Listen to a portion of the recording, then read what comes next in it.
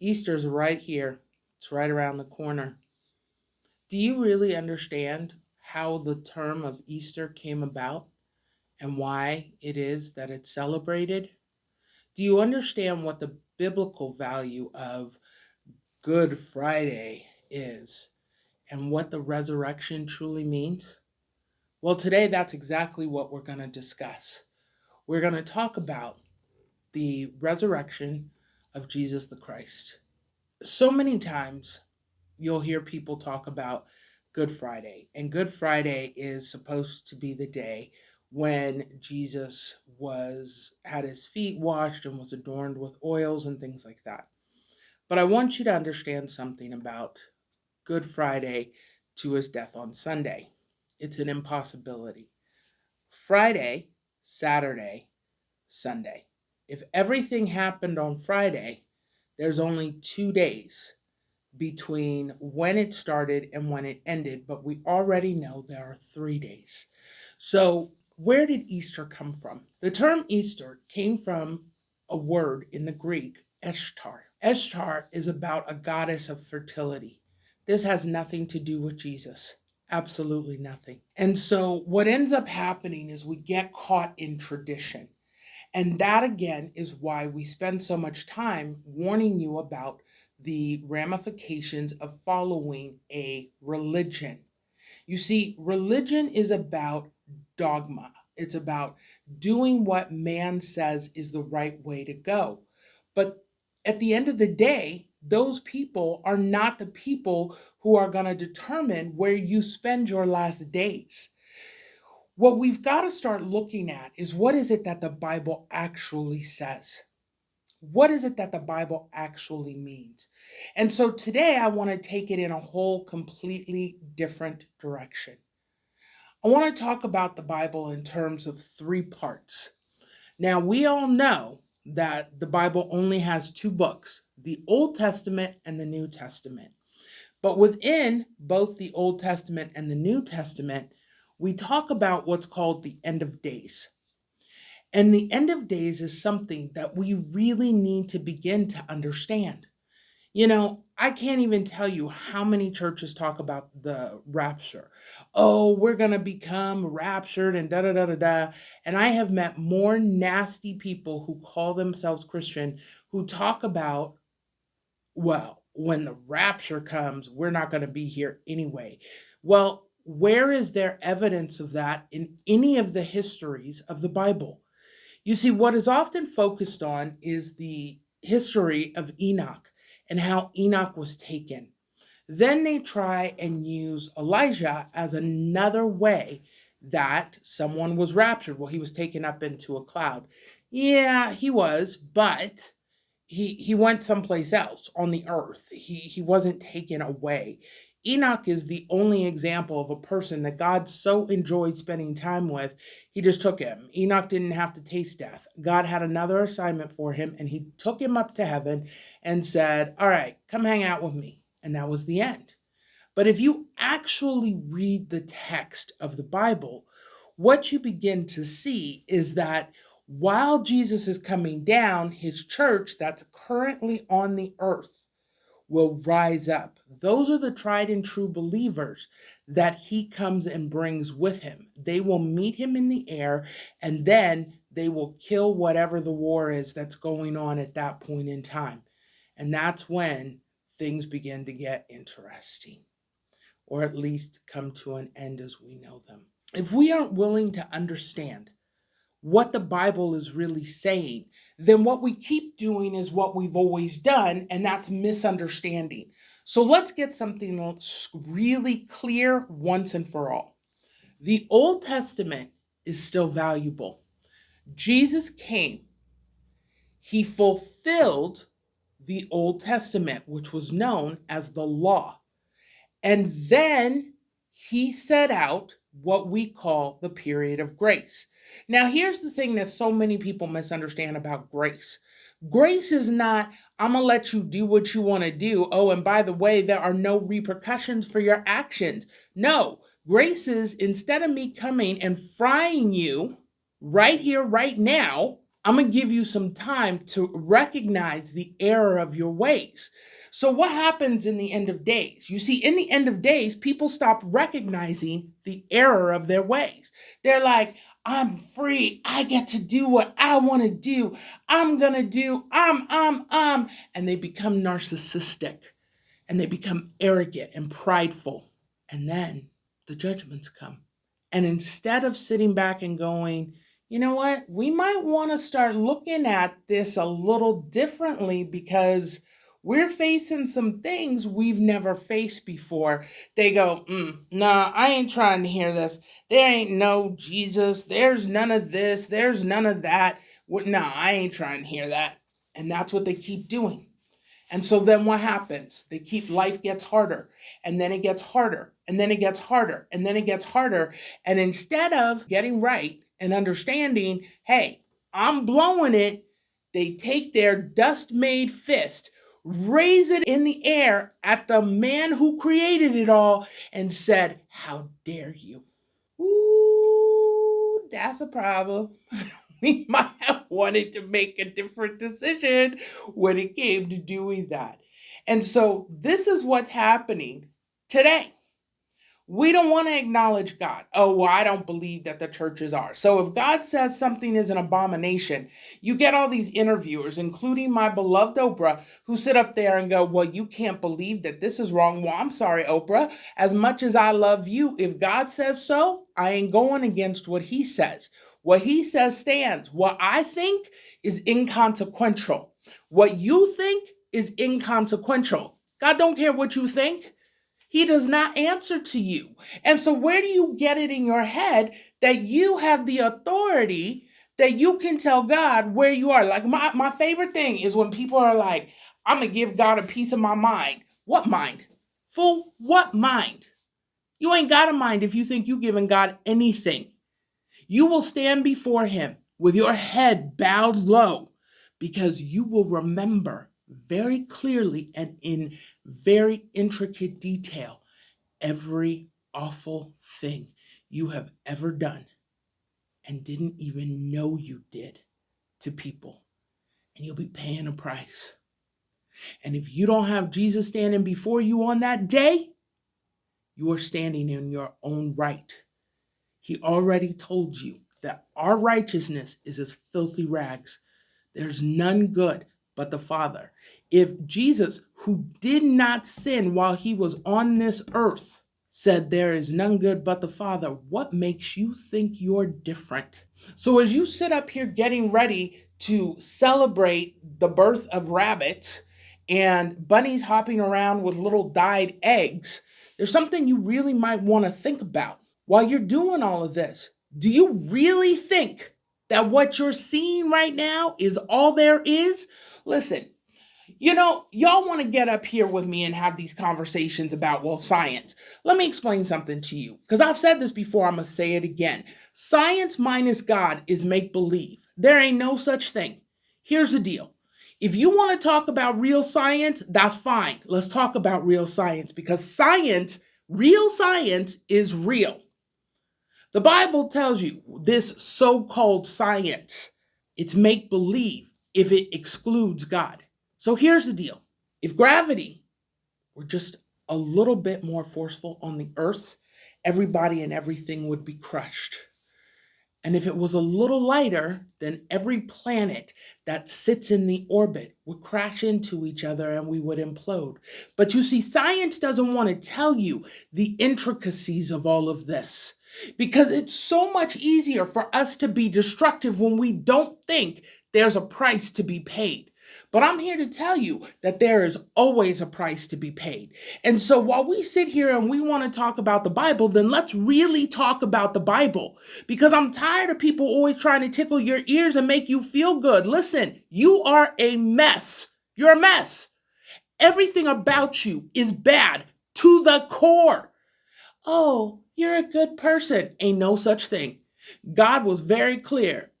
There's none good. Period. The heart is desperately wicked. He has told you in every possible way that the heart is evil, and you don't want to see that. Well, if you don't want to live with the truth, then guess what? You're part of the group who loves the lie. You're no different than the Pharisees who put Jesus to death. There they stood in front of the Son of God, the one they were waiting for, and they killed him. You see, they had to put him to death. And I want you to remember something, because people like to show the damage that was done to Jesus's body. And I don't like that. Number one, he didn't do anything to deserve that. So when you take somebody who's innocent and you beat him up, that makes you a bully. But Jesus was clear. It doesn't matter the people who do the damage. He didn't care about the people who were whipping him and doing all that. I'll tell you where the real problem came and exactly what the word says. The problem lied with Judas. Judas knew better, and he put him up on that trial. He sold him out to those Pharisees for 30 pieces of silver. Nothing. What is silver worth today? A grand? An ounce? Okay, you got 30 pieces of silver, maybe 3 ounces. So for $3,000 in today's standard, you sent a man to death? $3,000 that won't even get you through an entire month, isn't even equal to an entire salary. You sold this man out. See, he was the one who was going to pay the biggest price. The next group were the Pharisees and the Sadducees, because they created the lie about Jesus. They took what they knew to be untrue and they sent him to death as a result of it. So I want you to look at something when you look at your life. What are all the ways that you are selling out Jesus every day of the week? It's not by accident that you're doing it. You're doing it intentionally. So let me tell you how. When you return evil for good, when someone does something good for you and you meet it with evil, you sold out Jesus. And you are going to pay a very hefty price for that. When you consistently return evil to someone who brought you good, there's a price to be paid for that. And so when you sit back and you watch your life begin to shred and fall apart, and everything you touch becomes a failure, you need to stop yourself and look at the decisions that you've made. If you're not willing to look at those decisions, then guess what? You're going to keep paying that price, and you're going to keep losing, and you're going to keep getting angry, and you're letting this negativity continue to fester in your mind. That's one way. The second way is this. When someone comes to help and you cuss them out, you act like what they're doing is unethical, immoral. When you return any form of godliness with evil, you're signing your death certificate. Sitting back and always assuming that people's motivation is wrong is not the way to go. You got to get out of emotion. Well, you don't know what they did. Here's what I know. It doesn't matter what they did. It matters how you dealt with it. You were responsible for you, no matter how you summarize it, no matter how you sum it up, no matter how you try to make it look, no matter what you try to do to decorate it out, you are responsible for you. So to sit back and pretend like I'm a victim, you're not a victim. You want to talk about who a victim was? A victim was our Father, our Savior, who came down here so that we could have life and have it more abundantly. But because we don't understand the word, we keep doing all this person, I'm sorry, a person is not the Father. You gonna base your entire salvation on some idiot who didn't do it the right way? Are you serious right now? So if a person does something silly, who doesn't have the ability, period, to save you, does something ridiculous, you gonna let that weigh against the look of the Father? How about you let that work against the look of that individual? How about you look at that individual and you go, listen, if that's the way you roll, I'm thinking you might be misunderstanding who the Father is. Because at the end of the day, that's what they are. Let me tell you, one of the people who my soul being saved is attributed to stood in my front yard and said to me, the Bible changed my life. Do you know that that person's life shows no sign, semblance, anything of God being a part of it. And let me tell you, if this fool walks into a church, I think he melts. Is that God's fault? No, that's that dude's fault. That's that individual's fault because he chose not to listen. You see, why do you keep taking away people's choices? What is it that keeps you from realizing that every human being gets to make a choice? If I don't feel like sitting up here and doing a recording, guess what? I don't have to do one. But then when it's time for Bible study to release and I got nothing to work on, do I get to be mad at everybody else who was on my team? No, I'm mad at me. I'm the one who didn't sit down and record. They're not the face of destiny. I am. That's my job. So if I don't do my job, how is anybody else to blame for that? So let's go back to what we were originally talking about. The Old Testament was the law, plain and simple, black and white. This is the way you go. This is the way you don't go. Stay on this path. Meditate on the word day and night. Don't look to the left. Don't look to the right. Stay on the word. Okay. Did we do that? No. Moses went up to a mountain for 40 days, came back down, and they're dancing naked in front of a golden statue. For real? The point isn't that they were dancing naked in front of the statue. The point is that when left to our own devices, we will always do that which is wrong. When we don't allow ourselves to have our life changed and metamorphosed by the contents of what that word says, we will always do wrong. And I'm sorry if you don't like the fact that the Bible speaks against the desires of the world today. It doesn't make it any less correct. And at the end of the day, these little dust bags walking around that we call people, all of us are going to have a price to pay. And none of us is going to be able to stand up for anyone else. I can't stand for my children any more than you can stand for your children. They have to stand on their own. But we're responsible for making sure they understand the right way to stand. Jesus came as a baby because no one expected that. God doesn't ever do anything the way you expect him to. Anyone who comes to you and says, oh no, God did everything I expected he was going to do. Really? What does that mean? Well, he made this happen and that happen and the other happen, and that was exactly what I saw. Oh, so did he do it exactly as you had it planned? Yes, he did. Then it wasn't God who did it. It was you. Because I can promise you, when God rolls up, it's undeniable and completely unmistakable. Everything in that atmosphere changes. And I'm not talking about just an itty bitty change. I'm talking about a drastic change, because that's who the Father is. He ain't showing up on some low level like us. He is not us. He is above us. And so I want to give you something on earth to really think about while you want to sit back, for some of you, and criticize him. When a king gives a gift, does he go to Walmart to get that gift? No. He has very different shops that he goes to. If he wants to give someone a gift and he goes, what kind of things are you into? And they say, I'm into golf. Does he buy them a set of golf clubs? Mm-mm. He buys them the whole golf course. Now, you can go get whatever clubs you want to, play on your own course. You see, royalty, people who are in command of entire nations, they see the world differently. And so you try to compare yourself to someone who is so far above you that your finite mind cannot grasp all the things that he had planned. When you get to a place that you can understand that, you begin to learn to laugh at yourself. I've told you before, I laugh at myself all the time, every day. Multiple times a day, because sometimes the things I do are so just airheaded. Even to me, I'm like, really? Where did that come from? Here's the deal. Jesus came to fulfill the law because we as humans couldn't do it for ourselves. We couldn't. So he came to take care of it for us. And the thanks he got for that was he got a beating and a whipping. Listen, the life, the blessing was not in his beating.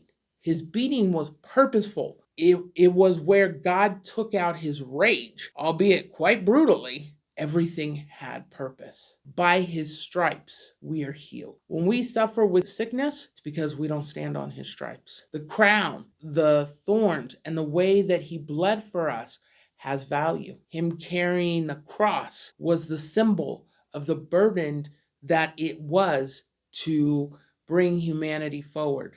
the holes in his hands all have value. And while some of us may not want to see it, it doesn't make it any less valuable. But then he gave up his spirit. Understand what that means. Jesus didn't die the way you and I will die. He had to choose to let go of his spirit because he had done no wrong. You see, if you don't sin, death has no power over you. It can't take your life because it's only because of the sin that fills our skin that death can have reign in anywhere in our life. Jesus had to be willing to release his spirit for us to be able to have fellowship with the Father. And that's why he didn't call down the legions of angels that he could have. He wanted the freedom to spend time with you. Because when you love someone, genuinely love them, your priority is to give them a choice. And that's what he did. He gave each and every one of us a choice. Do you choose to be a part of my world, or do you choose death? I'm asking you to choose life. True Love Day, what you call Easter, what some call Resurrection Day. Yes, Jesus gave us a gift, but the real gift is yet to be seen. And that's when the system that we currently live in is completely and utterly destroyed. The earth will remain because the earth was created to be inhabited. It will go up in flames. But what is the purpose of fire? It's rebirth. Why do you think the phoenix goes down in flames and through that fire is reborn? It's a symbol, a sign of what happens when you purify through fire. The earth will be purified, and then many people will re-inhabit the earth. So while you sit back and think that the earth is dead, the earth is not dead. The system that is on the earth is dead, but not the earth. And then the kingdom will come down and it will be here. When you celebrate Easter this year, instead of focusing on the death and the resurrection, focus on what the meaning of that resurrection was. The fact that now you will get to inhabit this place as it was originally designed, where nobody has control over you. You know, it's so funny. Someone sent me a message today that, there are people who are happy with very little and we could all learn from them. And, I don't really like that statement because that's not really a factual statement. I have met many homeless people who are perfectly content and not drug addicted. Okay. Really, what beat them down was the system that's in place. So, the reason we're going to use a homeless person is because here in America, let's really talk about one of the big problems that we have. And one of those problems is homelessness. And so you're in a city, you're in a spot, somebody homeless comes along, and guess what happens? Nobody wants to look at them. We want to hide them. We don't want them in our space. But the system that's here is set up for you to fail. You pay obscene amounts of money to live in a place that's not worth the amount of money they're charging. Then you have to deal with paying electric and gas and water and sewer and garbage. You see, then don't pay any of those bills and your house can be taken away and your electricity turned off and your heat turned off. And if it's negative temperatures outside, oh well, not my problem. Should have dealt with that ahead of time. And now what? You're caught in a system where you can't win until you win. Until money is so plentiful that it's no longer an issue, you're caught in this system. That's why this system can't last forever. It's rooted, it's steeped in greed and animosity and hatred and things that just don't last. You cannot build a life on hatred and think that you are going to produce anything good. It doesn't work that way. What you hate, you bring more of. Jesus didn't hate us. He loved us more than most of us can ever even fathom because his love was unconditional and it allowed him to be servant, not overtaken by, but servant to death. He willingly walked into a situation that was not going to end well or fun and said, for them, I will do it. When was the last time you gave that much for any human being? Yeah, most people don't. Their love is conditioned on something. So, when you celebrate Easter, I want you to look at the end of days portion and remember this, that no matter what that make-believe thing called science tells you, they are all very clear that there's a bigger problem than they are willing to tell you. It's coming to a place where it has to end. It will get so bad. There's no other way for it to go. And that freedom to continue on came at the choice of one man to voluntarily say, I surrender my spirit. It's finished. When you are dealing with Jesus today, you're not dealing with the baby Jesus. You're not dealing with the Jesus who came and had to walk the earth. You're dealing with a king, the man who sits on the right hand of the Father, who willingly said, I'm coming for you, and created a space for you and said, listen, I lay before you life and death, blessings and curses. Choose life. And for those of you who think that the Old Testament and the New Testament don't work together, you are highly confused.